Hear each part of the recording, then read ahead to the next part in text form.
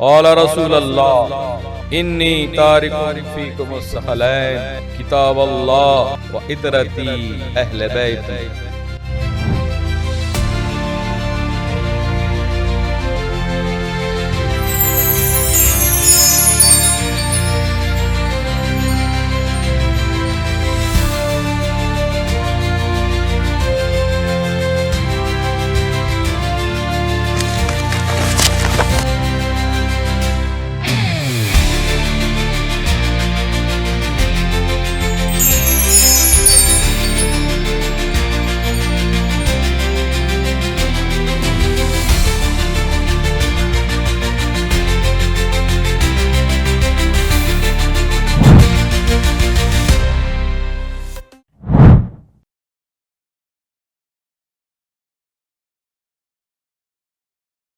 اعوذ باللہ من شر الشیطان اللعین الرجیم، بسم اللہ الرحمن الرحیم، الحمد للہ رب العالمین، الصلاة والسلام علی رسولہ الکریم واہل بیتہ الطیبین الطاہرین واصحابہ المنتجبین، اما بعد۔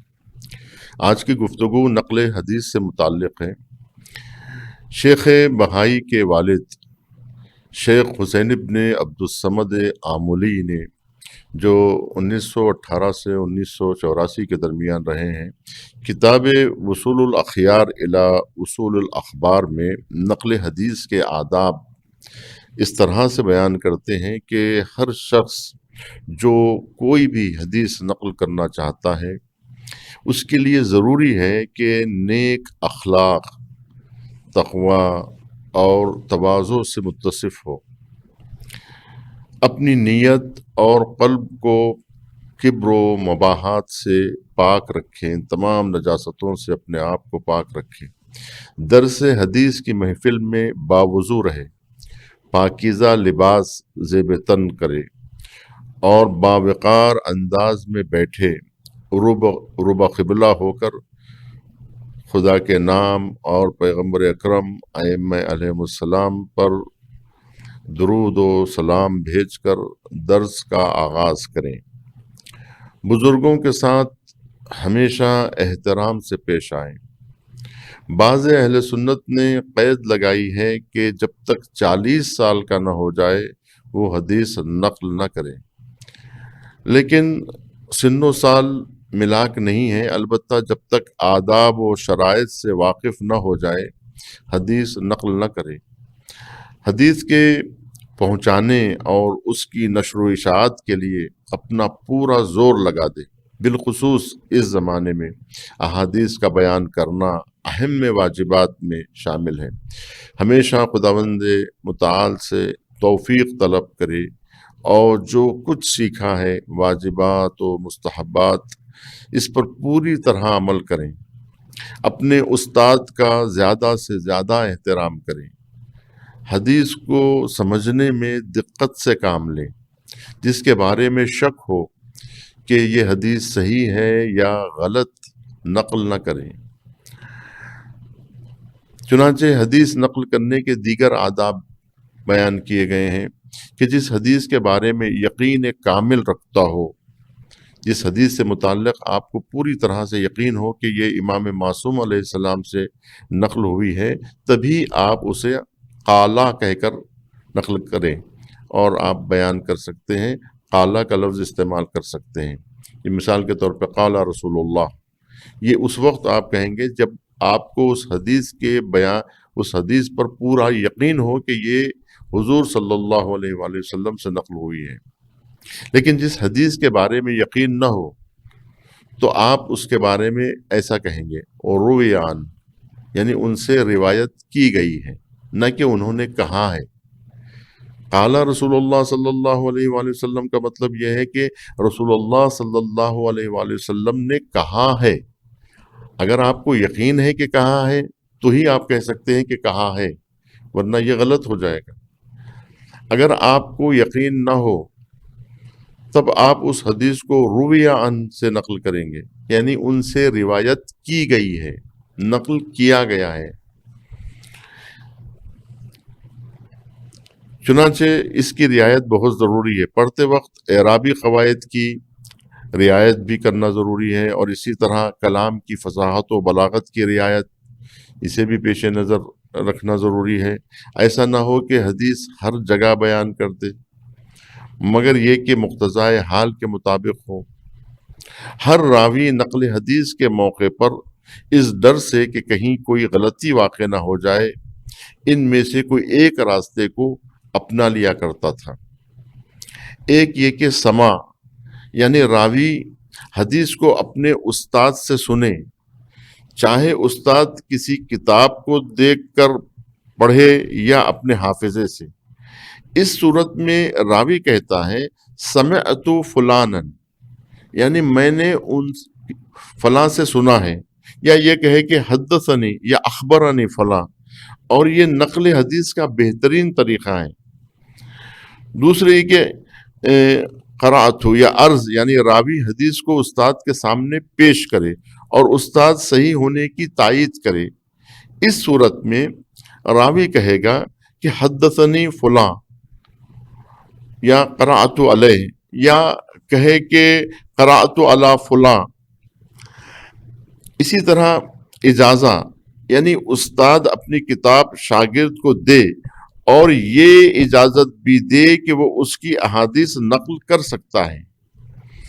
بعض نے کہا ضروری نہیں کہ استاد اپنی، یعنی خود استاد کی اپنی کتاب ہو، احادیث نقل کر سکتا ہے، بلکہ اس طرح کہہ سکتا ہے کہ میں تمہیں اجازت دیتا ہوں کہ کافی کی روایات مجھ سے نقل کرو۔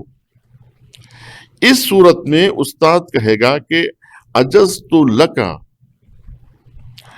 اور وہ شاگرد نقل حدیث کے وقت کہے گا کہ حدثنی اجازتا۔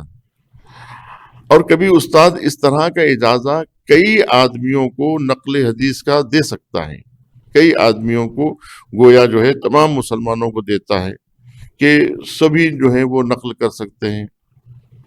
مناولہ، یعنی استاد اپنی کتاب شاگرد کو دے اور یہ کہے ہذا سماعی، یا کہے ہذا روایتی عن فلاں فاروہ عنی۔ اصول کافی جلد 1 صفحہ 52 میں نقل ہوا ہے کہ قلت لأبی الحسن رضا علیہ السلام الرجل من اصحابنا یعطین الکتاب ولا یقول اروہ عنی ایجوز لی ان اروہ؟ قال علیہ السلام اذا علمت ان الکتاب له فاروہ عنہ۔ میں نے امام رضا علیہ السلام سے سوال کیا کہ اپنے ہم ملک آدمی نے مجھے کتاب دی ہے، ہمارے ہمشہری نے مجھے کتاب دی ہے، روایت نقل کرنے سے مجھے منع کیا ہے، کیا میرے لیے جائز ہے کہ اس سے روایت نقل کروں؟ امام علیہ السلام نے فرمایا کہ اگر تمہیں علم ہے کہ یہ کتاب اسی کی ہے تو نقل کر سکتے ہو۔